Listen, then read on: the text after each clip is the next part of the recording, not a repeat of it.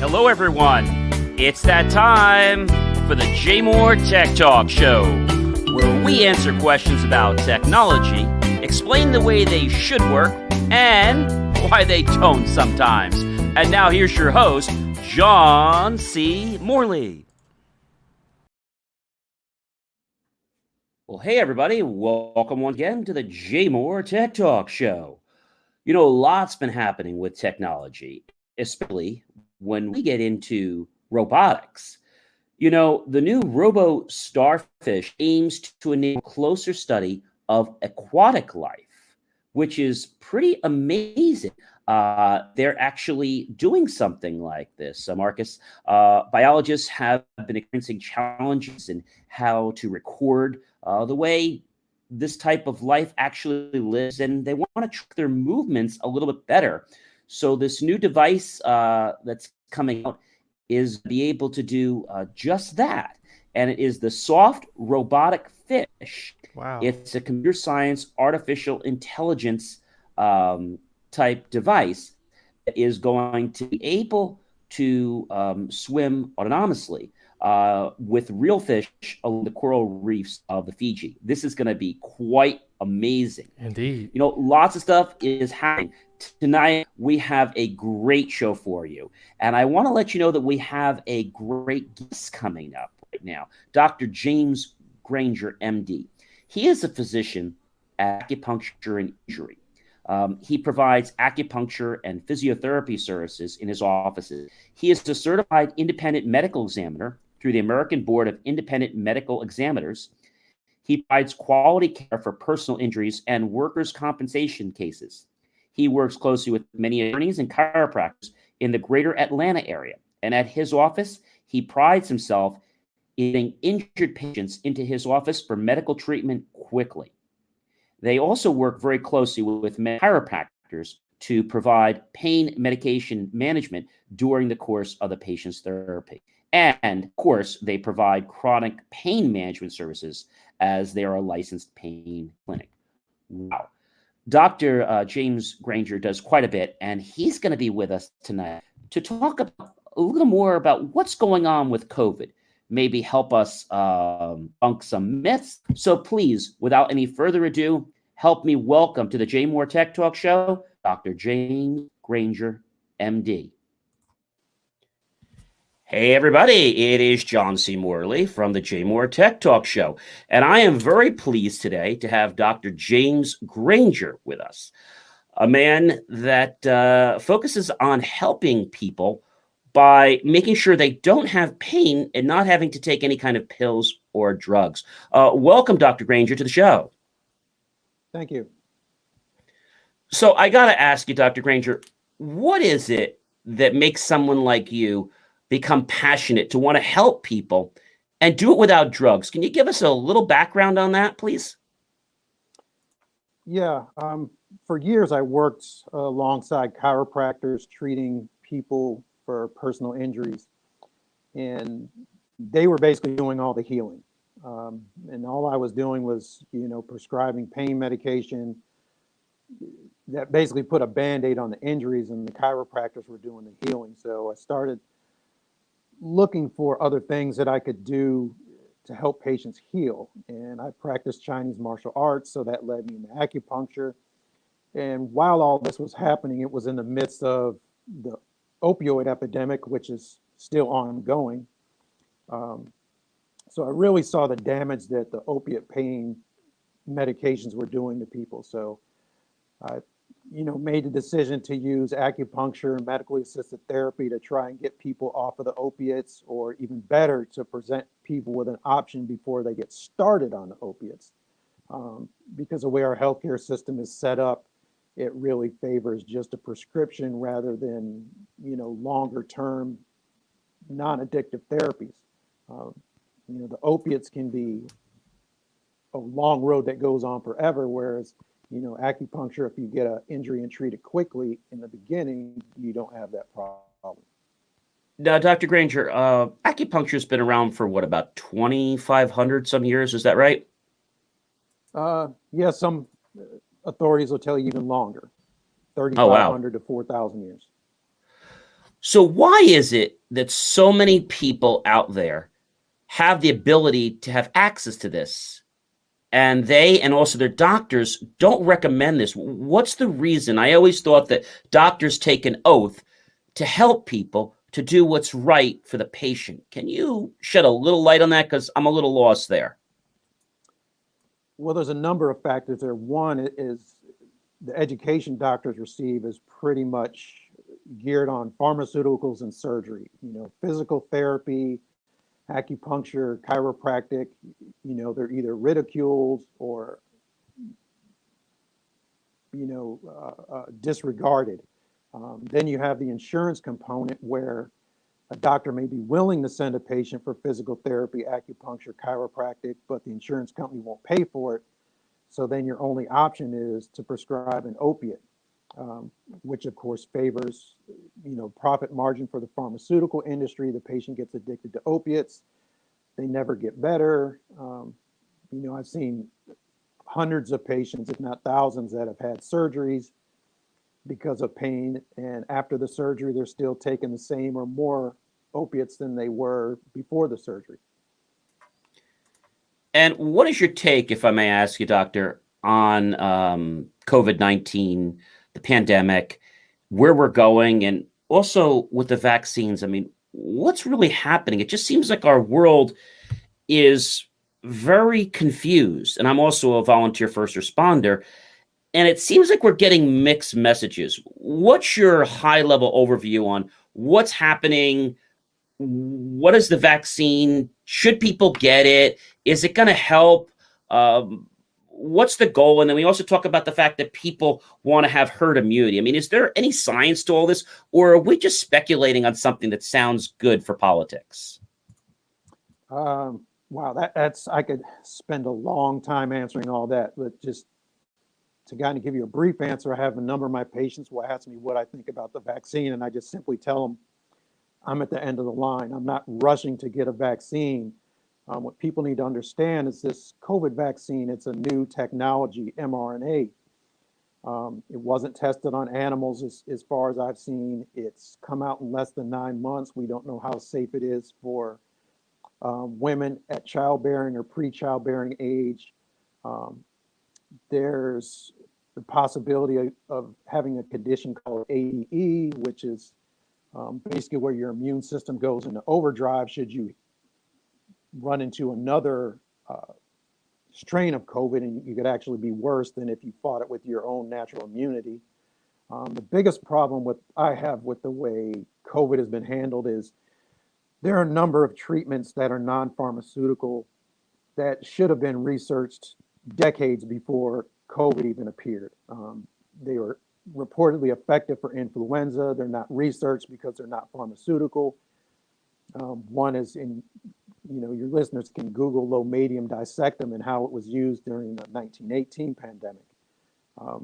There's really no excuse as to why those remedies haven't been investigated. Just another quick fact is in China, 92% of their patients there are using some form of Chinese herbal remedies or medicine in addition to Western medicine.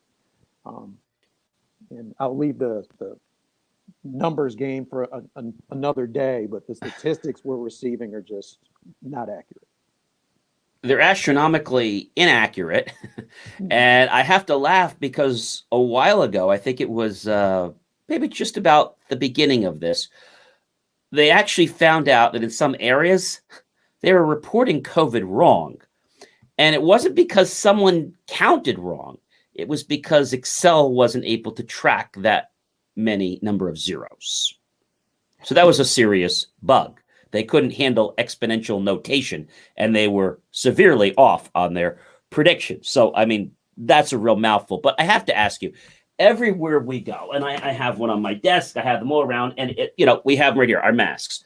Is wearing a mask something that's really helping people? I mean, I get why we're supposed to wear it, and I'm not against it, but what are your feelings about the mask? And I know it's not going to change what we do because we're not going to be able to go into a store if we don't wear a mask. So what's your take on that? Because that's my concern. They keep telling us to do things, but then they keep changing. 5 feet, 10 feet, 20 feet. When I go to a restaurant, I want to sit 50 feet from somebody indoors. I don't trust this 6 foot or 8 foot nonsense rule.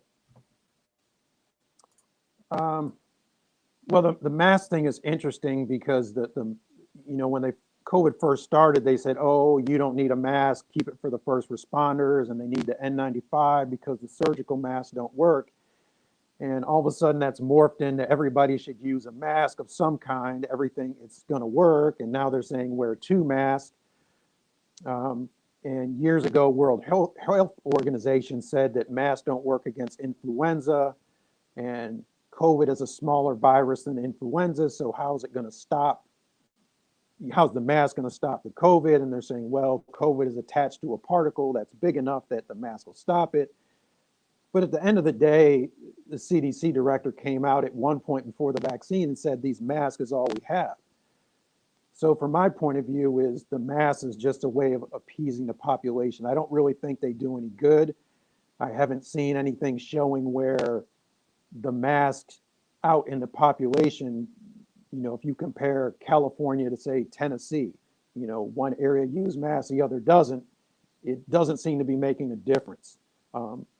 But they have to offer something to the population. So I think that's what it is. Similar to the vaccine, they failed to investigate any treatments. So they put all their eggs in one basket saying vaccine, vaccine, vaccine. So that's where we are today. So is there a real difference? I mean, obviously, when I do responding, I wear an N95 mask, and those masks have a lot tighter seal on your face. And if you don't wear ear savers, they can really give your ears a feeling that's not pleasant after 4 or 5 hours.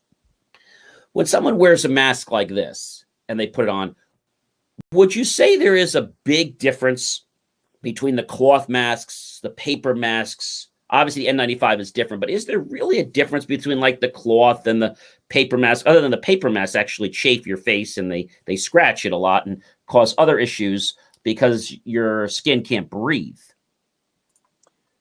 Yeah, the N95 is going to have better protection against viruses if it's fitted properly.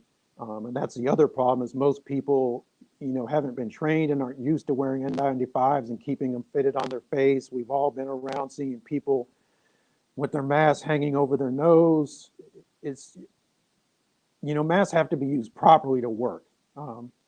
But the surgical masks aren't designed, excuse me, to prevent viruses. They're designed to protect fluids going from physician or practitioner to patient and back and forth in surgery. So they're not designed to prevent viral transmission. Like I said, they came out and said, this is all we have, so that's what we have to do. I require my patients to wear a mask when they come in the office, but that's more so, the immunocompromised patients, my staff and others can feel comfortable, but do I really think it's doing any good?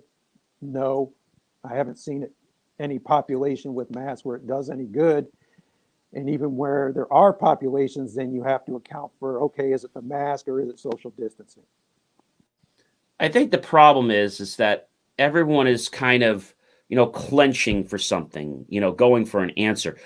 How do you see COVID-19 ending? I mean, it's going to be a while, obviously. I think probably a year or more. But how do you see this virus? Because it's very similar to the flu. How do you see this ending? But the thing about this virus is that it's killing people.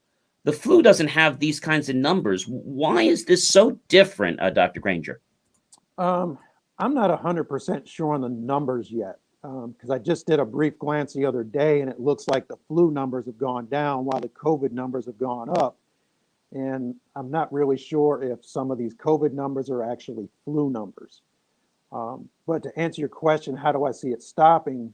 Well, since we're so slow on vaccinating, I think we're going to hit herd immunity through natural immunity, at a point, and then they're just going to attribute it to the vaccine. And then they'll probably come out and say, well, there's new strains, you need another vaccine. And we're going to have a whole nother schedule of vaccines that people are advised that they should get.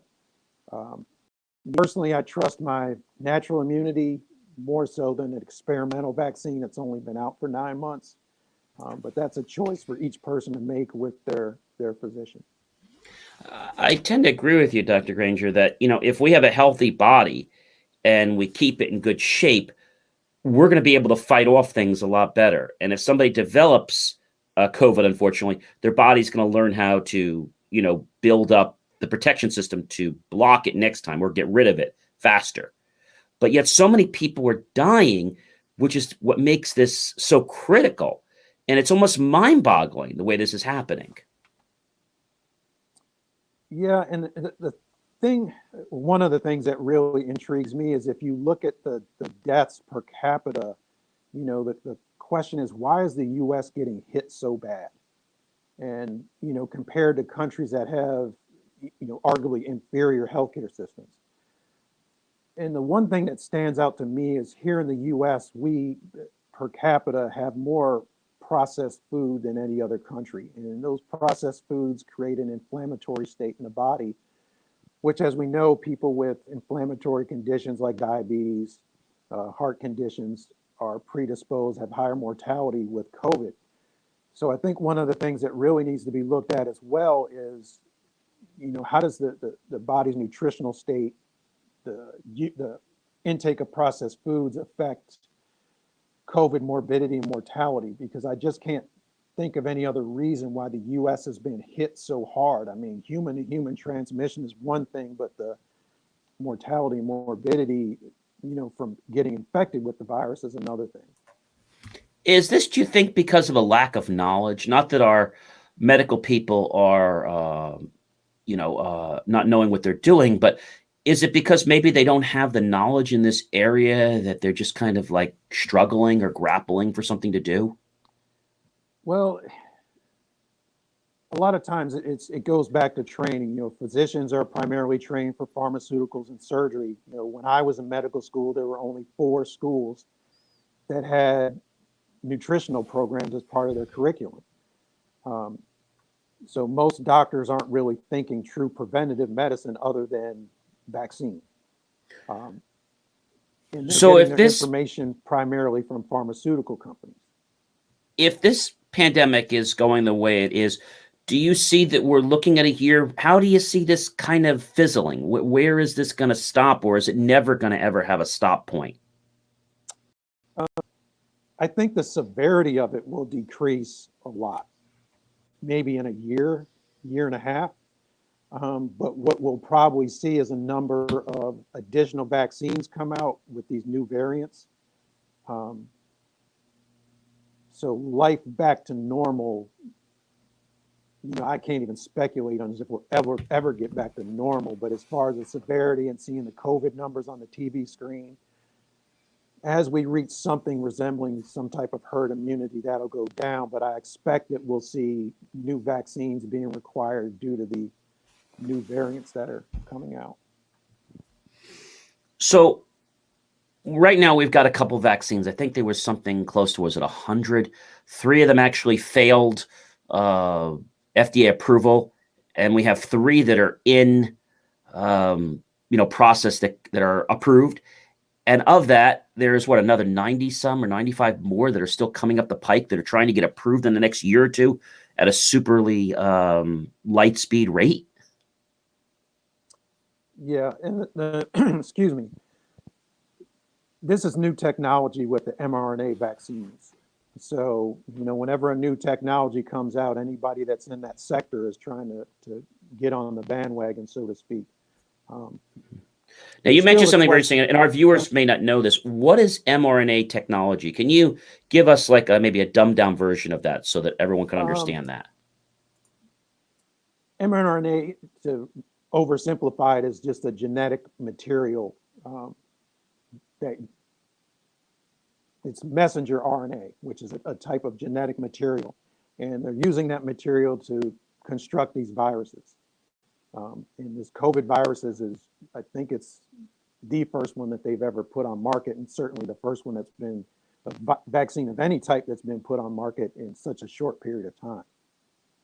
So it's a new method for creating vaccines. Something they've never ever done for any vaccine in the past. It's like a totally different process that's never been explored before. Yeah, I think they tried it with SARS-1. It didn't work. All the test animals died, and then SARS-1 disappeared, so they didn't pursue it until COVID-19 came out, and now we have a vaccine that's being put out in less than a year. So I'm going to ask you something. Let's just pretend that you were the head doctor for the CDC for the United States. What would you be doing right now if you were the one that was giving all the command and control orders? The first thing I would do is start looking for treatments in addition to the vaccines, um, because there's stuff on the shelf that may be working. You know, the hydroxychloroquine is still a question. The ivermectin is a question. There are a number of herbal remedies that haven't been tested. Um, you know, this is an all hands on deck. You know, anything possible. We need to look at vitamin D levels and mortality and morbidity. Um, you know, all these things we have on the shelf that we haven't looked at, you know, in addition to vaccine, because vaccines, if you're doing it right, take years of testing. But if I have something like a lomadium or a hydroxychloroquine or an ivermectin that's on the shelf, it's inexpensive and it works, we need to be using it. But for some reason, they're just not, I guess, exploring the way. I just can't believe how fast things are becoming approved. That's boggling my mind right now. Well, the thing is they're being approved for emergency use, so they're technically not approved yet, but they're rushing anybody and everybody to go get them. And uh, there's another condition, antibody dependent enhancement, where basically if you get a vaccine, when you do run into the COVID-19 or another strain, your body overreacts and it ends up being worse than if you hadn't had the vaccine. Now, if we vaccinate all our first responders and doctors and that becomes a problem, game over. I mean, it's just catastrophic. So you're thinking, I guess, the way I might be speculating is that the vaccine is optional right now, and it probably should stay optional because it's not something people are just going to rush to go get, even if you could get it tomorrow. I don't know if that would be in my bailiwick to want to get it tomorrow. Yeah, that's why I simply tell my patients, you know, I'm at the end of the line.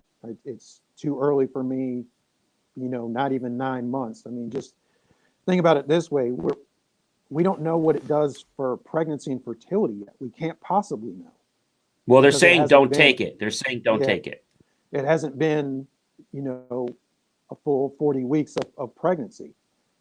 So if you don't know what it's doing to pregnant women, it's only been out for 9 months. I'm going to pass, you know, because there's the possibility of, yeah, okay, I get my two shots and I'm feeling good, but down the road when I run into this virus or another one, I could have bigger problems than if I had just trusted my natural immunity.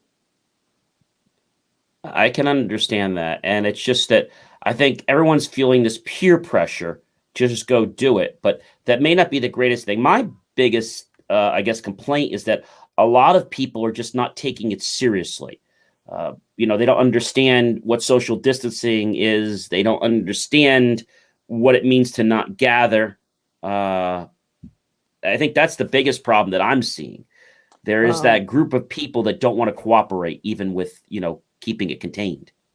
yeah, the lack of social distancing, I think, is the biggest problem. You know, I've had people come into my office refusing to wear a mask, and they just get turned right around and go out the door. You know, we make an effort to keep people separate. It's hard to explain in detail without you seeing the office, but just to make sure patients aren't running across in front of each other in close quarters in the hallway. The social distancing thing is you know, the biggest thing, and it's so inconsistent from one county to one state, different parts of the country, and people are screaming my freedom," and that's just a ridiculous perspective, really. You bring something else to light, Dr. Granger. A lot of employers that I know have people, unfortunately, that might have gotten the COVID-19 virus. And everyone always says, wait the 14 days and come back to work.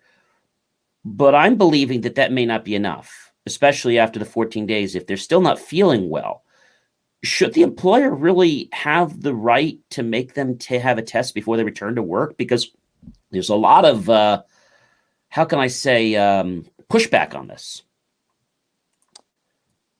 Yeah, if they're symptomatic, they should still stay at home. As far as a test to come back to work, um, I think that's a liability issue more than anything, because if you have employee A comes back to work, hasn't, has a documented COVID case, doesn't have a negative test coming back into work, and then somebody else tests positive, and they blame it on them and on you for letting them back into the workspace, then that's a problem. The other problem with that from the other side is they could have a false positive test after they've quarantined and got rid of the virus. That's part of it too. But um, having said that, I err on the safe side myself. I have my patients who have tested positive have a negative COVID test before they come back in the office, and we just use telemedicine until they get that negative test,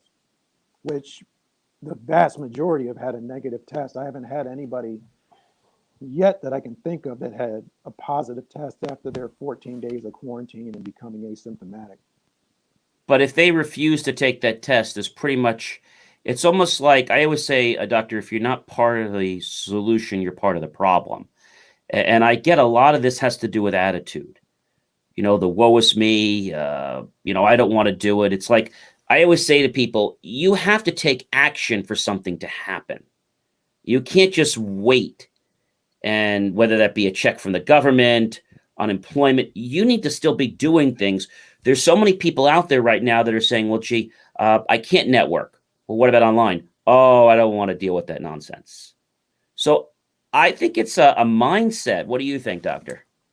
Well, it's, we all have things that we don't want to do that as adults we have to do. If you want to, work in a place where you're making a living and they require that COVID test after you've, been exposed, then whether you want to do it or not, you got to do it. It's just like nobody wants to wear a mask, but we have to do it. We have to look beyond ourselves as individual and realize that we're part of a collective. Uh, you're part of a community, and you don't want to expose other people. You want other people to feel comfortable, so wear the mask, take the test when it's required. That's why even if I'm going to travel to see my folks and they're actually in Florida, I take the test before I travel. Very careful when I travel. Take the test when I come back, and people think I'm crazy. I still remember going to an airport in Fort Myers, and there was a gentleman there, and he didn't have a mask on. And they had Port Authority from New York and New Jersey, which is the people that man the airports, the police here. They had brought them to Florida just to keep peace. And the one gentleman didn't have a mask on, and the officer just points to his face and he says mask, and the guy says what? He says there's no sign on the door here. He said this is Florida. He says I don't have to wear a mask in the airport. And the officer very politely says you're correct. There is no sign.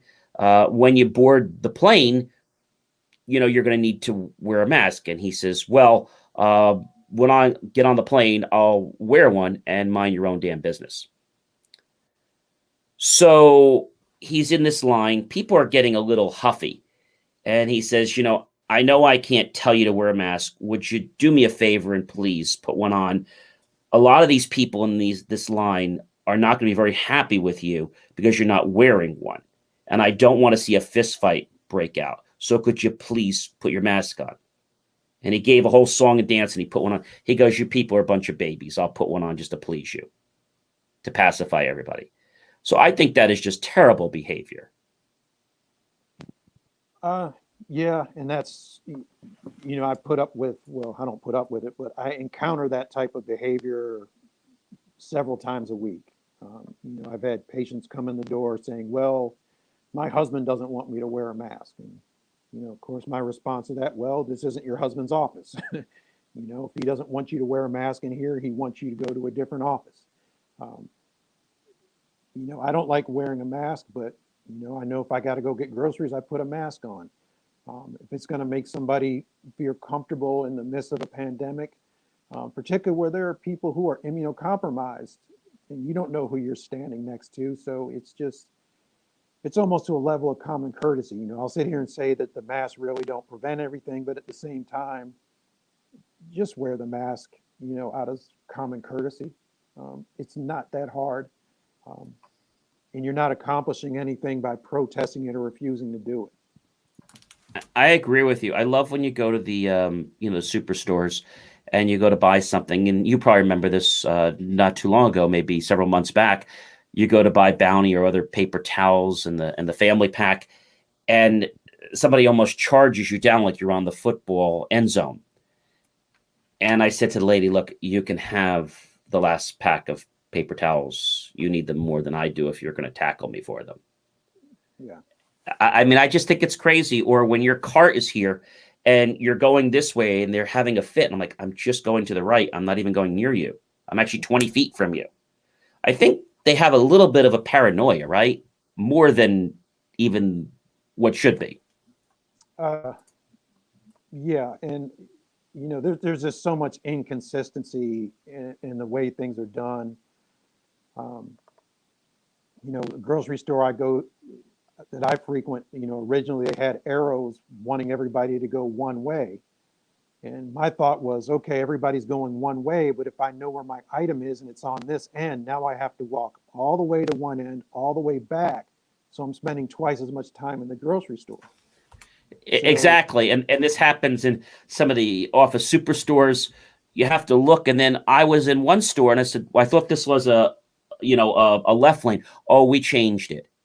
Oh, and I'm like, because I was used to like all the odd lanes were pretty much left and all the right lanes were right. So I understood it. Well, no, we changed that because we were having a lot of traffic issues on those two lanes on the end.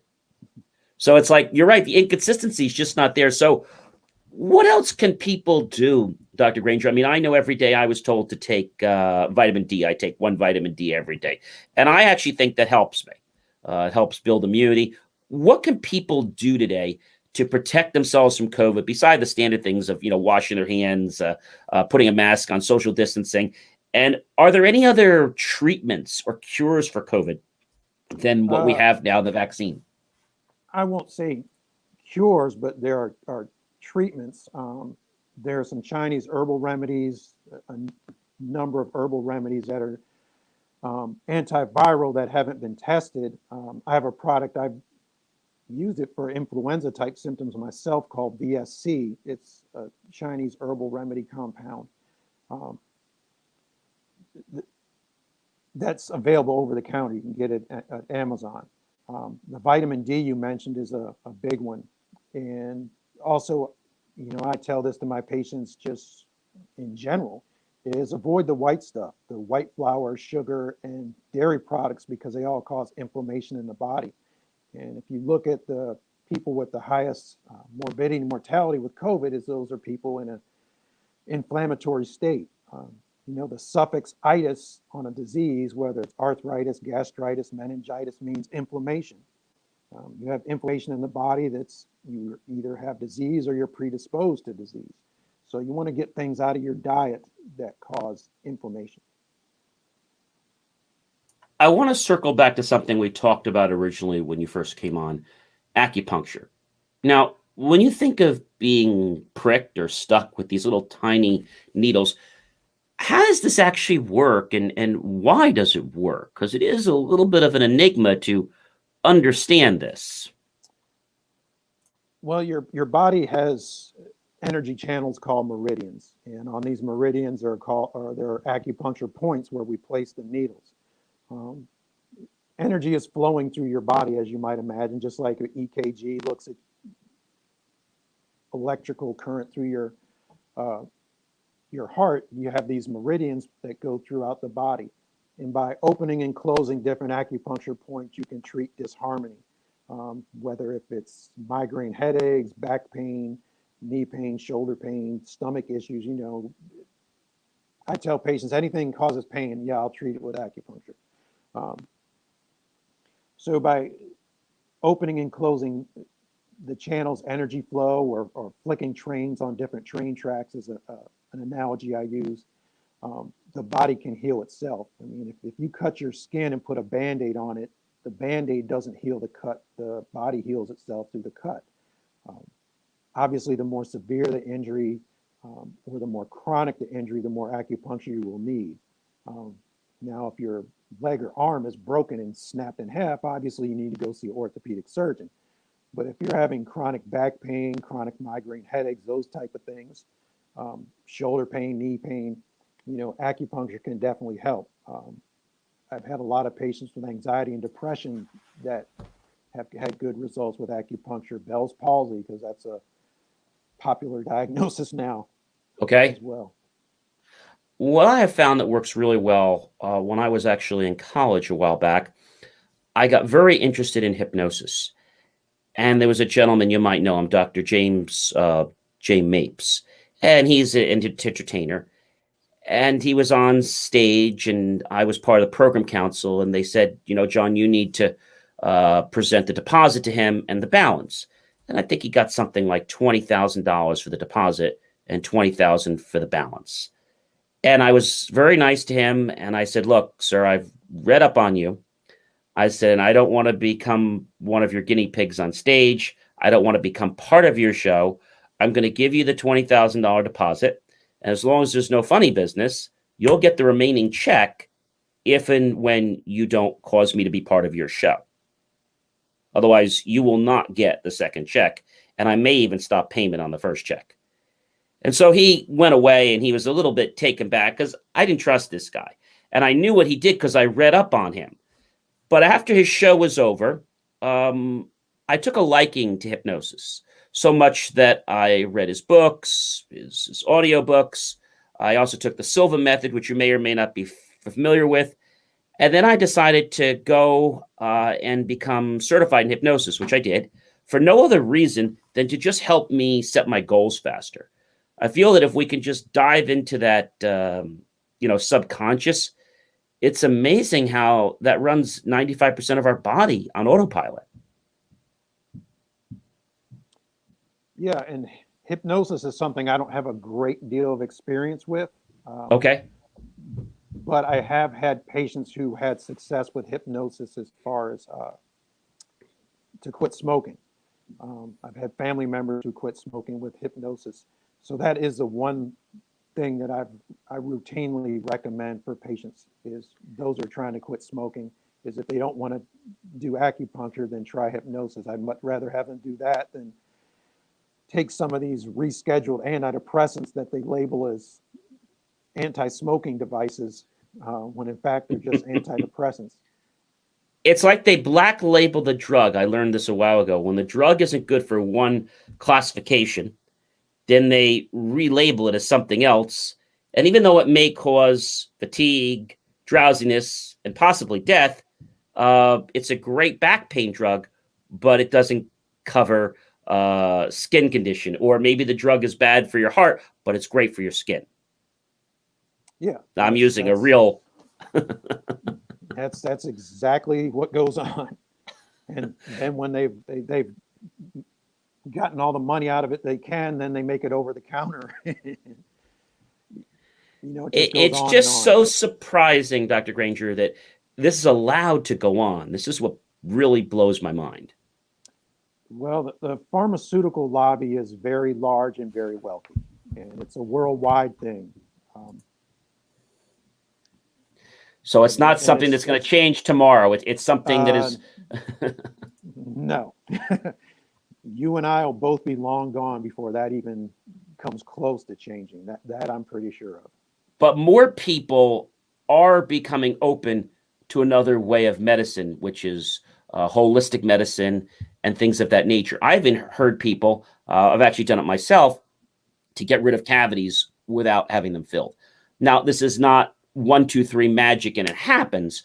There's a certain diet you have, certain things you can add, and you really can address these things. What's that one wise person that once said, what you put your thoughts on is what manifests or what's going to become. And when you put your energy on something, you just keep focusing on it. But I was just so amazed because when a dentist says, well, gee, that's impossible, that can never happen. And then when they go back and take x-rays and they're like, oh yeah, you never had a cavity. And it just, Yeah. but they're telling you can't get rid of the cavity.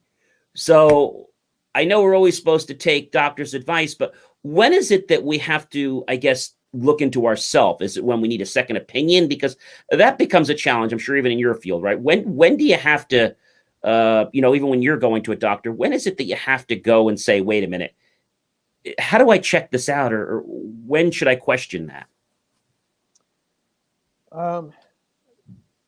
Well, at the end of the day, it's the patient's body. I mean, if you don't feel comfortable with the doctor or what the doctor prescribes, then either find a different doctor or a different type of doctor. A second opinion is never really going to hurt. Now, if you start getting the same opinion from everybody, then you might want to think, maybe I should listen. But doctors are trained, in a very specific area. Chiropractors do chiropractic. Medical doctors do pharmaceuticals and surgery. Right, you're not going to go to a chiropractor to have a tooth extracted, or you're not going to go, as I tell people, to your barber because you need a dermatologist. I mean, you have to go to a specialist for that area. Yeah, but say you have upset stomach, nausea all the time. Maybe the holistic naturopathic doctor can help you that. Maybe the traditional Chinese medicine doctor can help you that. Maybe the Western medicine doctor can help you with that. You've got to take the options they give you and which one you feel most comfortable with. Now, if the one you pick doesn't work, then you move on to the next. But to only go to a Western doctor, you just have to know you're limiting yourself and what your options are. I remember it was several years ago when I broke my tib and fib at no fault of my own. And the person at the hospital was saying, well, there's no way you can heal. You're going to need to have surgery. And I said, well, I don't think that's necessary because it's not a compound fracture. And it was funny because like, well, you're not a doctor. I said, no, but my uncle was a doctor.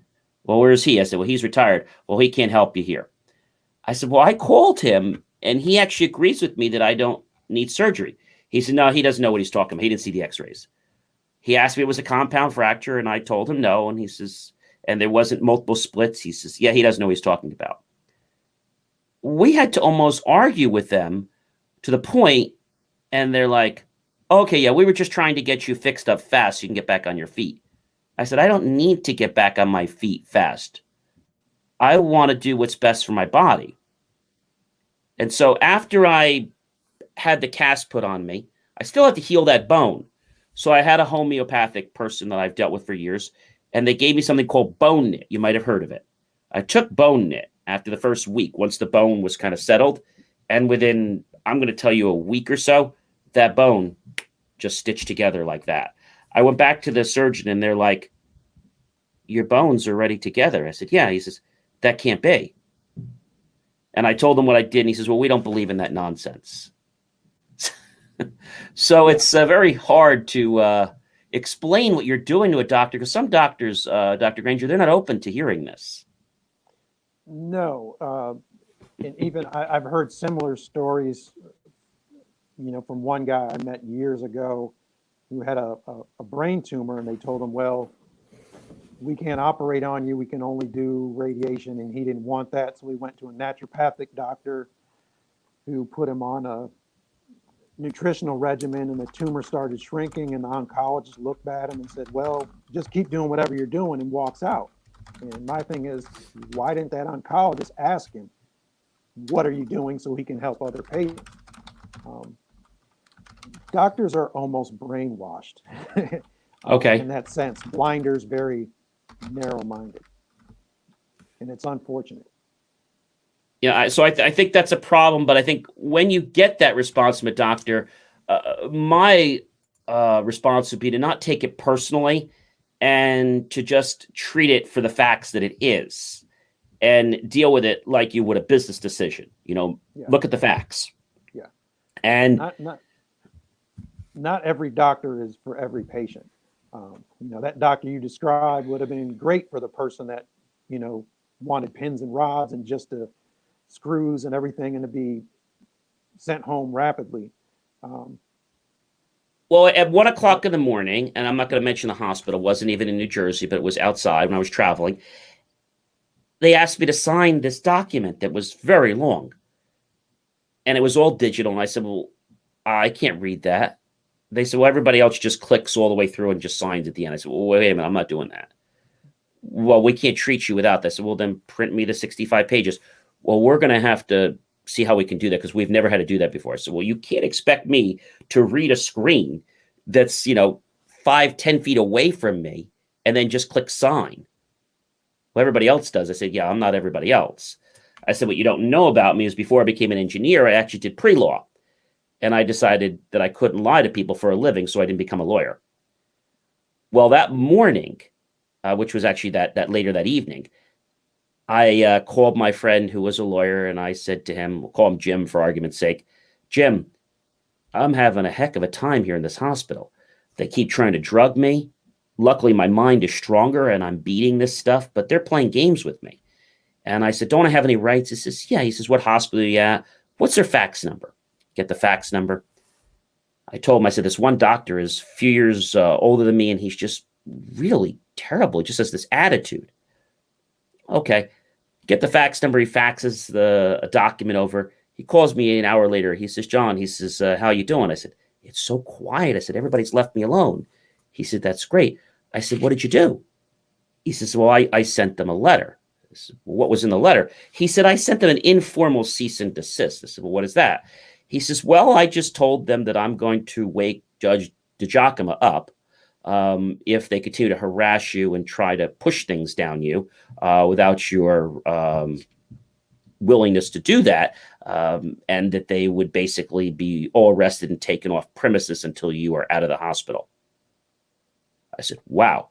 He said, "How's the doctor?" I said, "Well, the doctor's still here." And he says, "Oh, he's still bothering you?" I said, "Well, he's not bothering me. He just came in and he's telling me I need to hang up with you." He says, "Let me talk to him." Puts him on the phone. He says, "Who are you?" "I'm Dr. Such and Such." Real nasty. "You know who I am?" He says, "I'm a friend of the patient's. I'm also his lawyer. And I want to let you know that I just sent an informal cease and desist to your hospital." He goes, "What the heck is all this?" And he says, "Well, I'll tell you what that is." He says, "It has your name on it. And everyone that's currently treating him is under this order informally that if you continue to harass him, that we will pursue to wake the judge up, and we will have you and the entire staff arrested and taken off premises until he is gone." He just he drops. He's like, "And so whatever he wants, you're going to give him." And I wanted these several people: the head of the hospital, the head of physical therapy, the head of surgery. There were like 6, 7 people. And in the beginning, they said, "You can't get that. We're way too busy." I said, "I want that 2 hours before my surgery." They all came before my bedside 2 hours before surgery. They had just moved me up into a room. I get up into the room and they say, "How are you doing?" I said, "I'm fine." And I say, "I really don't think I need surgery." "Well, you're right. You really don't need surgery, but we're just trying to help you quicker.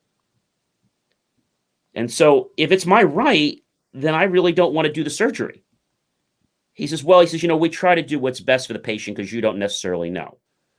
So he says, "We can heal it with the cast, but it's not our optimum way to do it." And I said to him, "No," I said, "Your staff is just trying to finance a new luxury sports car for themselves or their significant other, and I'm just part of that deposit. So I really don't want to be part of that." And he said to me, "Well," he says, "we'll go with the cast method, but it's going to be longer." I said, "How much longer?" He says, "Well, you'll be ready maybe May, June." I said, "I can wait. I'm in no rush." The doctor puts a cast on me that's 70 some pounds. Now, that was spiteful. But my point is, this doctor was all about the way he wanted to do things, Dr. Granger. He was not about the patient. His bedside manner, I would give an F to. yeah, that's what we call paternalism, where it's, you don't know. I have to tell you what's best for you. The polite way around that would have been for him to say, "Look, this is what I'm offering you. If you don't want it, you know, you can have another doctor. You know, nothing personal. Good luck to you." But to have the arrogant, temperamental attitude of this is the only way to do it. But then the head of the hospital made him do exactly what I wanted, which they firmly approved and said it was perfectly okay. Yeah, that's because the head of the hospital probably wasn't a physician and was only looking at it from a legal standpoint at that point. Um, Okay. Particularly when you're dealing with, orthopedic surgeons, and it's a stereotype for surgeons to be very uh, condescending, so to speak. And it sounds like you ran into someone who fits that stereotype. I think because he was a little bit older than me, not too much. He had that attitude. And then they would take x-rays. They were going to send me all the way back downstairs to take x-rays. And I said, why can't we just do the portable x-ray machine? It's right here. Well, we don't have anybody that knows how to operate that on this floor. That is probably the most ridiculous thing I've ever heard. I asked for the head of the hospital again. Within 10 minutes, they came back out. What can we do for you? I said, well, the doctor wants me to go all the way down back to the emergency ward because he said there's no one here that can operate the x-ray machine, the portable x-ray machines. He said, what do you mean? He says, this is what he's told me. Within 5 minutes, he got some lady to come over and they took the x-rays and we were done. Well, here's the reason why that sounds so crazy to me. Okay. That's what my undergraduate degree was. I had a BS in radiography. I worked as an x-ray tech in a hospital before med school. Oh, wow. You don't finish and get certified as an x-ray technologist without knowing how to operate both. I mean, it's just ridiculous. It's saying, oh, I know how to operate an iPad, but not an iPhone. That's about how ridiculous that statement. I think they were being lazy. And then when I got brought upstairs to a room, they wanted to take vitals, which was no problem, but they wanted to take blood again. And I said, well, wait a minute. Isn't this against my right? I was just admitted. It's been within a 24-hour, it's not even a 24-hour period. How can you take blood? The guy didn't speak English. I asked for a head nurse. I said, what's he do? Oh, he doesn't really speak English. I tried to explain to him that it's the third cuff, not the first one. The first one's going to pop. The second one's going to pop. So I showed him 3. He didn't know what I was talking about. So he put the first one on, no good. Second one on, third one. I said, I told you, 3. Yeah, I understand. So this is the frustration, Dr. Granger, that I was dealing with. And I was trying to be patient with these people. And he said, oh, no, we're very sorry. He's not supposed to take blood. Yeah, no. So she said something to him in Spanish, whatever. And I was like, I don't know what you told me. She's like, no, he's okay. He's fine. He won't bother you anymore. I'm like, you have to be like your own advocate, don't you, Dr. Granger? Yeah. Yes, absolutely. No family was there. They were all, quite a ways from me. And I just could not believe that experience. But somehow, through the grace of God, I was able to get through it. It was not impossible, but I just felt that I had to be really on the top of my game. Well, now imagine being a COVID patient in a hospital where none of your family members are there. You probably can't reach out to anybody by phone. And then the question becomes of whether or not you get, XYZ procedure. Then that's 10 times worse under, those circumstances. And so my recommendation is you got to have the person that you're looking at. You've got to have a lawyer that's a friend and make sure that you know your rights when you go in and know your patient's Bill of Rights, because a lot of times they try to not share that with you. And it's your right to understand them. And it's also your right to sign out of the hospital if you want to sign out. Yeah. But they don't explain all these things to you, and they make it seem like you're a captive. Yeah, and it's kind of the similar stories with the vaccinations for kids to go to school. Okay. You have a right to informed consent, and you have a right to opt out. Well, the vaccines are up in the front of the room, and the forms to opt out are in the back of the room, so you can't get to the back of the room without going through the vaccinators. The last 2 topics I have for Dr. Granger is, one is, I know some people that are, orthopedic surgeons. One person that I actually got who took care of my leg when I came out of the place where I was said we should do surgery. And then he finally gave up. He said, okay. He says, we should have done surgery, but He says, if you want to go this way, it's up to you. Another person that I know, not from a patient relationship, but just know him, they have a little bit of an arrogance to them, don't they? With all due respect, they just feel like, I don't know. And I used the joke to him. I said, I said, I know you're an orthopedic surgeon, with all due respect. I said, but I think I put my slacks on the same way every morning: left foot, or right foot, left foot. We're not too much different, but they don't want to get that human element. Now, this is not all doctors. This is mostly surgeons I'm finding this with. Yeah, that's what I was alluding to before. Is we kind of have a little name for it. We'll call it the God complex. Um, I'm a surgeon. I saved your life. I have the power of life and death. Well, so does an airline pilot. And an airline pilot has hundreds of lives in their hands at any given point in time. Um, you know, but I really don't. Well, I try not to hold it against the person. One, because to some degree I'm guilty of it myself. Okay. And two, the way doctors are educated, you got to remember the person who gets into medical school has, throughout their academic career, generally been at the top of their class. A Mm-hmm. lot of times their job as a physician is the first job they've had in life. So by the time you get through that process, Mm-hmm. it just reinforces, you're better, you're so wonderful. And you never really get to relate to people or learn how to relate to people. One of my med school professors said he learned more about being a physician by waiting tables. And what he meant by Okay. that was you learn how to interact with the difficult patient, or people who are difficult to interact with, or people who may not understand some of the medical terminology that you use. And that's the art of medicine, which is arguably more important than the science.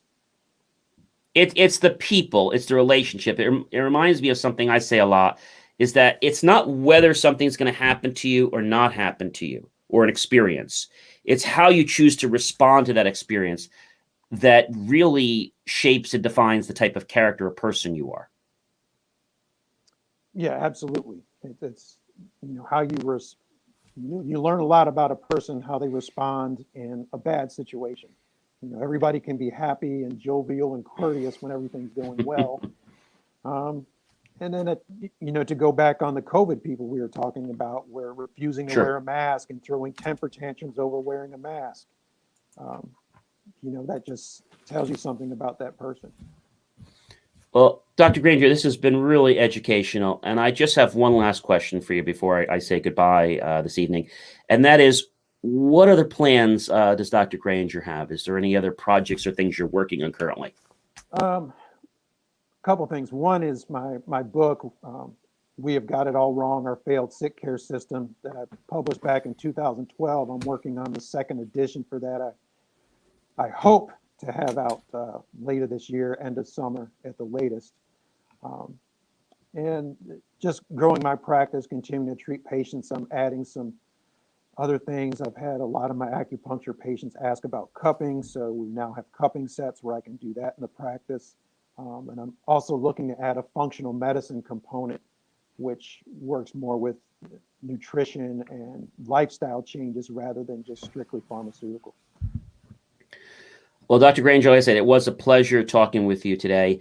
And, getting to meet a doctor that believes that it's not just about medicine. Sometimes medicine is helpful, but a lot of times you don't need to get medicine. And it's just a breath of air to hear from somebody like you that believes there is another way. Oh, thank you. Thank you. Well, again, thank you so much for being on the show. And we hope you'll come back and join us when your book comes out, because we would love to talk to you about it.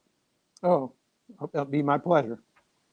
Well, take care, Dr. Granger. Be well and be safe. Thank you.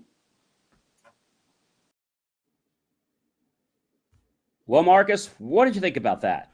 Oh man, what an I awesome mean, show. this Oh, doctor is awesome. doing it all, and he really understands what's going on with COVID. I learned a lot from him about, what's going on and some of the protocols, but just that, he really shed some light to us about the truths and debunked a lot of myths out there. So I hope everyone got some great value. I definitely want to thank the great Dr. James Granger to come to our show tonight, because it just was an amazing interview. And we're already at the end of our show, ladies and gentlemen. Listen, if you have a product or you have an idea for a service, just go ahead and visit jmor.com. Remember, we are a show all about value, so if your intent is to try to push a product or a service, you're probably going to get declined in the pre-interview. But again, if you do have a great idea for a show, or you just do a product unboxing, go ahead and visit jmor.com under social. You can see our shows, or go to the contact us area and reach out to us there and tell us what's on your mind. Again, we have some great guests coming up, and next week we have another great guest coming up, which I cannot believe that we are in the month of April. This is like, blowing me away. Next week we have Mr. Paul Claxton, who's going to talk to us about robotics and the automation in the work hub and what that's going to mean in the industry. A little bit later on down the road, we have the next week Kimberly Fryer, who is going to be an amazing guest just from reading her book. You're gonna love her. And then the very last week of the month, the 30th, we have Bisa, who's going to be with us, and she's going to talk to us a little more about sustainability and how to basically change your life, do things to have a more green-friendly life. And it's not just about food; it's also about making things and living on this great earth. Well, I hope you enjoyed the J Moore Tech Talk Show, and we will see you next week for another J Moore Tech Talk Show. Have yourself a wonderful weekend. Be smart, practice social distancing, be safe, and act with your head. Thank you for tuning in to the J Moore Weekly Technology Show, where we answer your questions about how technology is supposed to work and sometimes why you have challenges getting it to work that way. For more IT support and tips, just text IT support to 888-111. That's IT support to 888-111, and you'll get tips on technology. I'll see you next week right here on